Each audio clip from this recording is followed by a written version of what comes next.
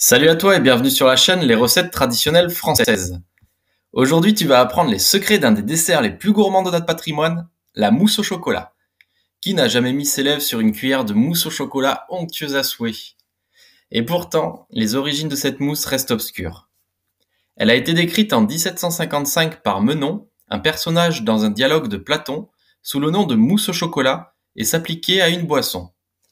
On dit qu'elle fut créée par Charles Facy, serviteur de Louis XVI.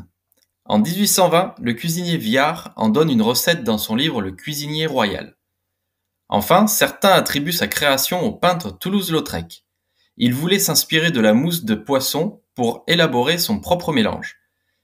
Il aurait eu la brillante idée d'ajouter du cacao à cette mousse, donnant ainsi naissance à ce dessert à la texture aérienne. Il l'aurait nommé mayonnaise au chocolat pour notre plus grand plaisir. Il existe à l'heure actuelle de nombreuses recettes de mousse au chocolat dont la composition peut varier.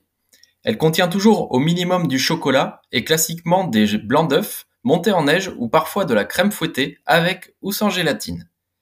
Et sont parfois incorporés des jaunes d'œufs, du lait ou de la crème, voire des épices comme la cannelle, la vanille, le thé ou le gingembre. Les recettes végétaliennes peuvent utiliser à la place de l'œuf du jus de haricots rouges, d'haricots blancs, de pois chiches ou du tofu soyeux. Passons donc maintenant à la recette de la mousse au chocolat traditionnelle pour 6 personnes. Pour tes ingrédients, il te faudra 4 œufs plus 2 blancs d'œufs, 40 g de beurre, 200 g de chocolat noir, 60 à 100 g de sucre en poudre, selon tes goûts, et une pincée de sel. Voyons ensemble les étapes de ta recette. Tout d'abord, sépare les jaunes d'œufs des blancs et réserve. Coupe le beurre et casse le chocolat en petits morceaux. Fais-les fondre ensemble à feu très doux ou au bain-marie, en remuant de temps en temps pour obtenir une crème bien lisse. Retire de la source de chaleur, ajoute les jaunes d'œufs et la moitié du sucre, puis mélange. Bats les blancs en neige très fermement avec la pincée de sel.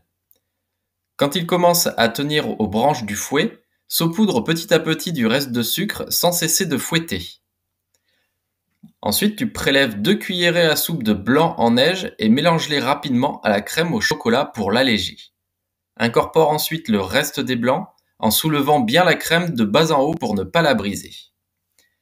Verse dans des coupes et place 1 heure au réfrigérateur. Au dernier moment, il ne te restera plus qu'à ajouter une touche décorative avec des copeaux de chocolat, des éclats de biscuits ou encore des fruits avant de les servir à tes invités. Aujourd'hui, en bonus, je te propose quelques astuces pour sublimer ta mousse au chocolat. En effet, sa recette se décline à l'infini. Elle devient croquante si tu la twistes avec des biscuits ou des bonbons. Tout est permis, tu peux y ajouter des morceaux de biscuits sablés, des spéculoos ou des crêpes dentelles, des pépites de chocolat, des noix de pécan caramélisées ou des bonbons chocolatés concassés. Il est préférable que tu les ajoutes une fois que la mousse a bien pris au frais, car leur poids pourrait lui faire perdre son côté aéré.